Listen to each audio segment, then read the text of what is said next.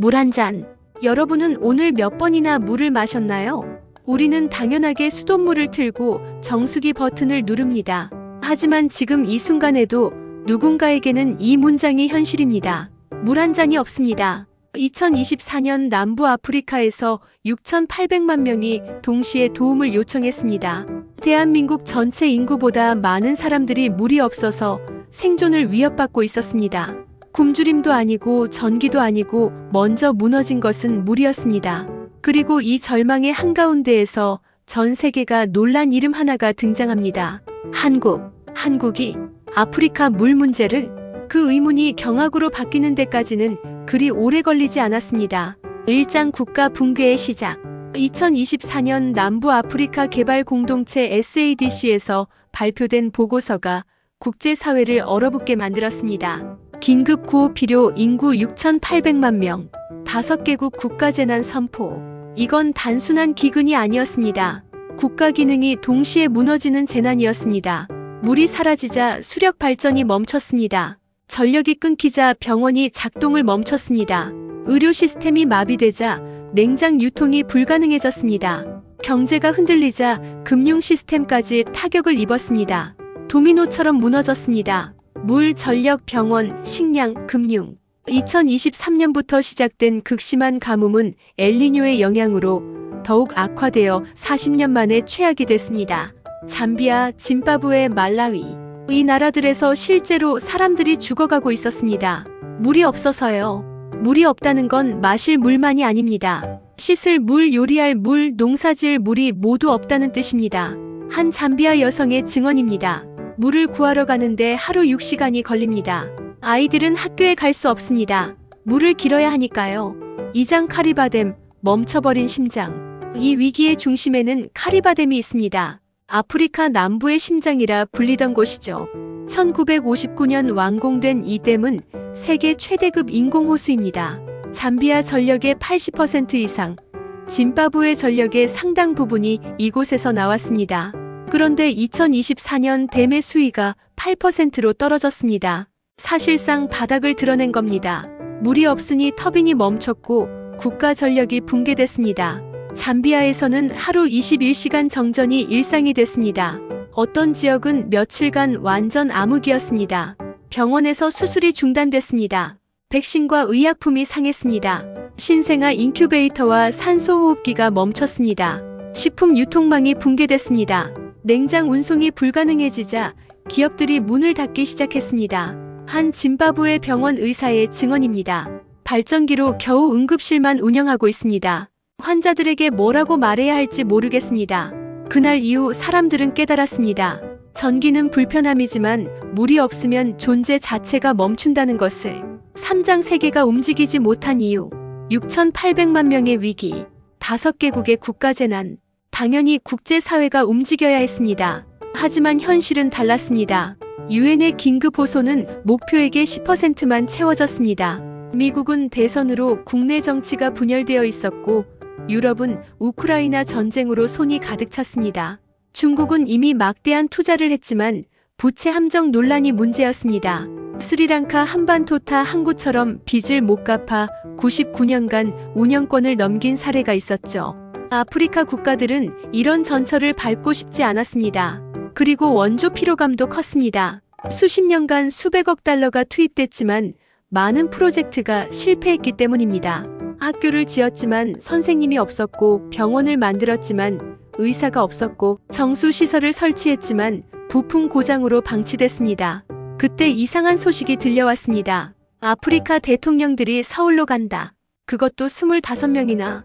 사장 서울에서 본 다른 방식. 2024년 6월 서울. 한국-아프리카 정상회의에 48개국 대표단이 모였습니다. 한국 정부가 발표한 숫자 240억 달러, 약 32조 원. 2030년까지 아프리카에 투입할 금액이었습니다. 중국의 투자보다 적었지만 아프리카 정상들이 주목한 건 따로 있었습니다.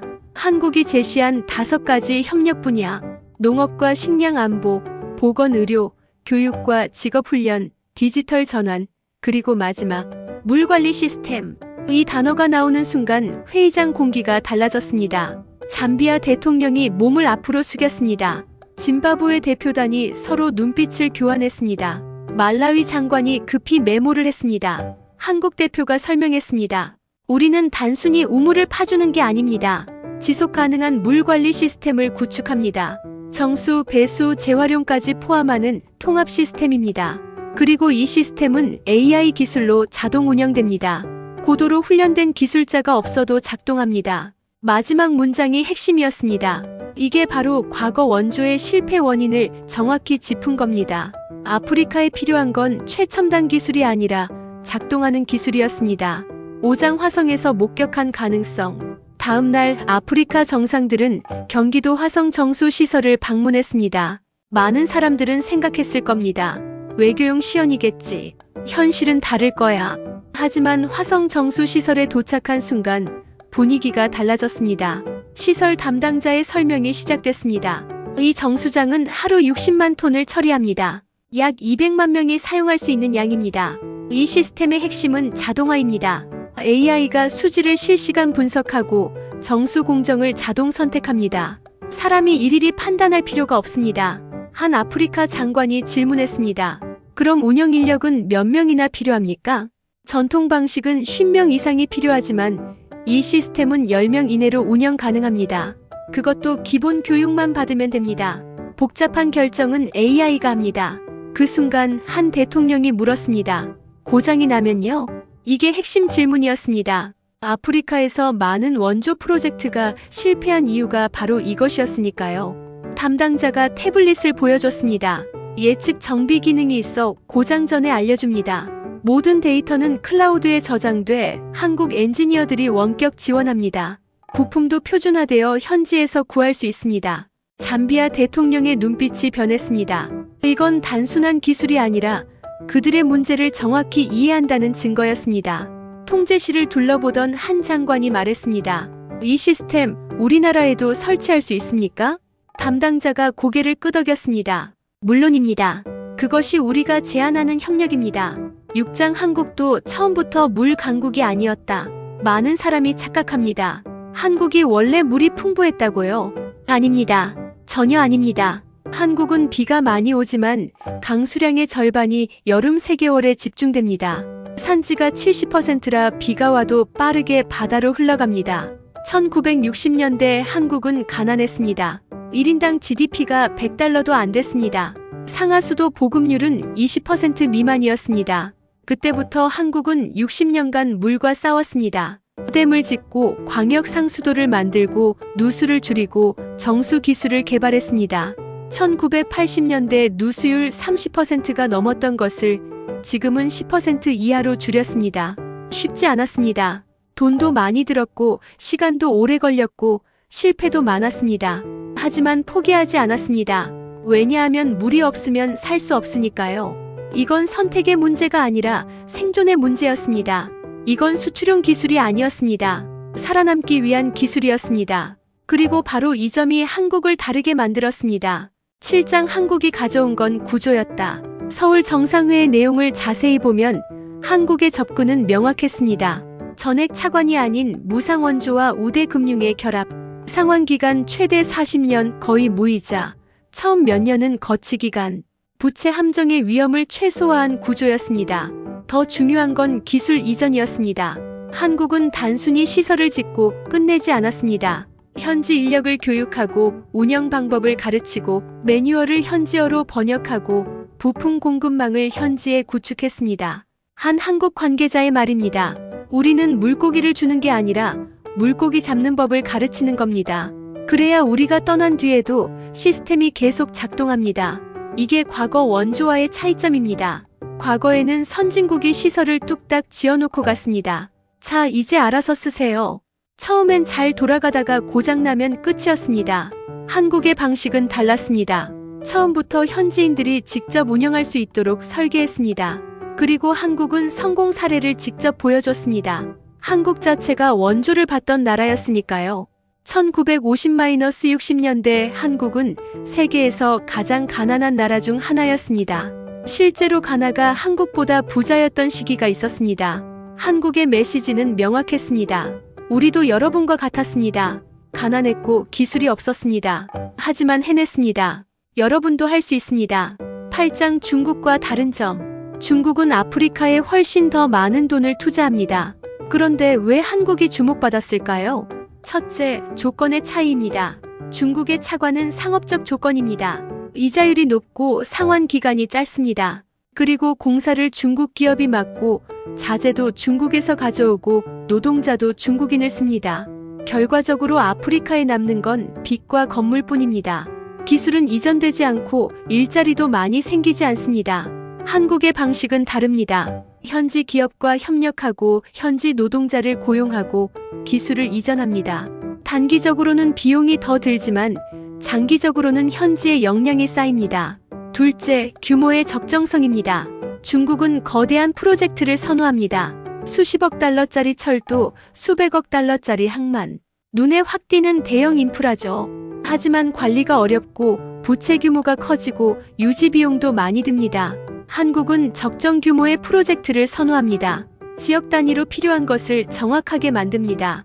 셋째, 신뢰의 문제입니다. 물은 생명과 직결됩니다. 한번 실패하면 사람이 죽습니다. 그래서 아프리카 국가들은 확실한 파트너를 원합니다. 한국은 60년간 검증된 기술을 가지고 있습니다. 실험적인 기술이 아니라 입증된 기술입니다. 그리고 한국은 아프리카에 정치적 야심이 없습니다. 경쟁의 핵심은 돈의 크기가 아닙니다. 운영 가능성, 조건의 지속성, 그리고 신뢰입니다. 9장 작은 성공의 시작.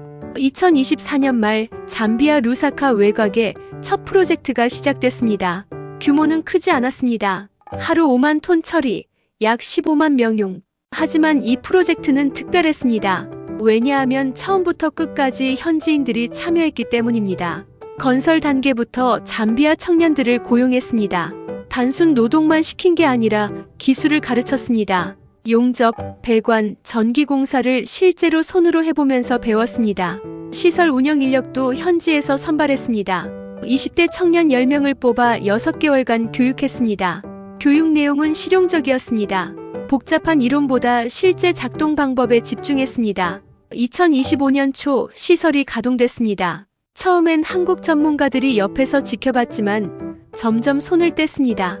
한 달 뒤 잠비아 청년들이 혼자서 운영하고 있었습니다. 실수도 있었고 어려움도 있었지만 해낼 수 있었습니다. 그리고 3개월 뒤 놀라운 일이 일어났습니다. 시설에서 일하던 청년 한 명이 개선 아이디어를 냈습니다. 이 부분을 이렇게 바꾸면 전력 소비를 줄일 수 있을 것 같은데요. 한국 엔지니어가 검토했고 실제로 전력 소비가 15% 줄었습니다. 이게 무엇을 의미할까요? 단순 운영을 넘어 개선하고 발전시킬 수 있는 단계에 온 겁니다. 루사카 프로젝트의 성공 소식이 퍼졌습니다. 다른 지역에서 요청이 들어왔습니다. 그리고 더 중요한 변화가 있었습니다. 루사카에서 교육받은 청년들이 강사가 됐습니다. 이제 그들이 다른 지역 사람들을 가르치기 시작했습니다. 기술이 전파되기 시작한 겁니다. 한국에서 잠비아로, 잠비아에서 다시 아프리카 전역으로. 10장 그들이 본 것. 방문 이야기로 돌아가 봅시다. 시설 견학을 마친 한 아프리카 대통령이 눈시울을 붉혔습니다. 동행한 기자가 물었습니다. 무엇이 그렇게 감동적이었습니까? 대통령이 대답했습니다. 저는 기계를 본 게 아닙니다. 우리의 미래를 봤습니다. 그는 계속 말했습니다. 한국도 60년 전에는 우리와 같았다고 들었습니다. 가난했고 기술이 없었다고요. 그런데 지금 이 모습을 보십시오. 이건 기적이 아닙니다. 노력의 결과입니다. 그리고 한국이 그 방법을 우리와 나누려고 합니다. 한국이 증명한 건 기술이 아니었습니다. 가능성이었습니다. 원조를 받던 나라가 주는 나라가 될 수 있다는 증거. 가난한 나라가 부자 나라가 될 수 있다는 가능성. 배우는 나라가 가르치는 나라가 될 수 있다는 희망. 많은 선진국들이 아프리카를 도왔습니다. 하지만 그들은 처음부터 부자 나라였습니다. 그들은 원래 잘 사는 나라니까 가능하지.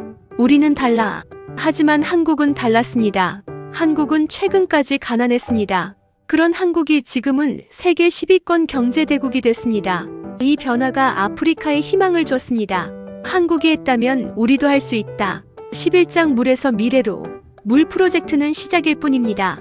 한국과 아프리카의 협력은 확장되고 있습니다. 농업 분야에서는 스마트팜 기술을 이전하고 있습니다. 한정된 물로 더 많은 작물을 재배하는 방법을요. 보건 분야에서는 원격 의료 시스템을 구축하고 있습니다. 의사가 부족한 지역에서 화상으로 진료를 받을 수 있도록요. 교육 분야에서는 디지털 교육 플랫폼을 만들고 있습니다. 학교가 없는 지역에서도 온라인으로 수업을 들을 수 있도록요. 에너지 분야에서는 태양광 기술을 보급하고 있습니다. 아프리카의 풍부한 일조량을 활용해서요. 이 모든 프로젝트의 공통점은 지속 가능성입니다.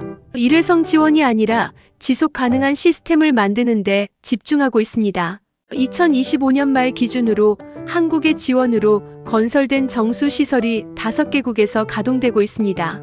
약 50만 명이 깨끗한 물을 공급받고 있습니다. 스마트팜 프로젝트는 3개국에서 진행 중이고 농업 생산성이 평균 30% 증가했습니다. 원격 의료 시스템은 7개국에 구축됐고 한 해 동안 10만 건 이상의 원격 진료가 이루어졌습니다. 숫자만 보면 아직 작습니다. 6,800만 명의 위기를 완전히 해결하기엔 부족하죠. 하지만 중요한 건 방향입니다. 이 프로젝트들은 확장 가능합니다. 한 곳에서 성공하면 다른 곳으로 퍼져나갑니다. 그리고 실제로 그렇게 되고 있습니다. 에필로그. 솔직하게 말하겠습니다. 남부 아프리카의 물 위기는 아직 해결되지 않았습니다. 2026년 현재도 수백만 명이 여전히 물 부족으로 고통받고 있습니다. 한국의 지원만으로 이 모든 문제를 해결할 수는 없습니다. 규모가 너무 큽니다. 하지만 한국이 보여준 것은 방법입니다. 어떻게 하면 지속 가능한 방식으로 문제를 해결할 수 있는지 그 청사진을 제시했습니다.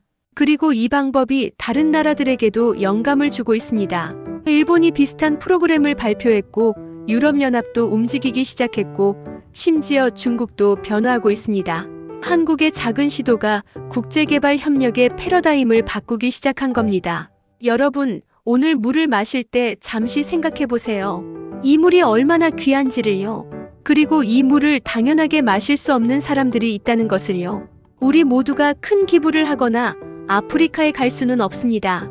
하지만 관심을 가질 수는 있습니다. 물을 아끼고 수질 오염을 줄이는 작은 실천도 결국 큰 변화의 일부가 됩니다. 2024년 6,800만 명에게 물 한 잔은 생존의 문제였습니다. 한국은 그들 앞에 손을 내밀었습니다. 화려하지 않게 묵묵히 자신들이 걸어온 길을 보여줬습니다. 물 한 잔에서 시작된 변화가 한 나라, 한 대륙의 미래를 바꿀 수 있습니다. 역사는 2024년을 이렇게 기억할지 모릅니다. 물 한 잔이 없던 대륙 앞에 한국이 손을 내미네.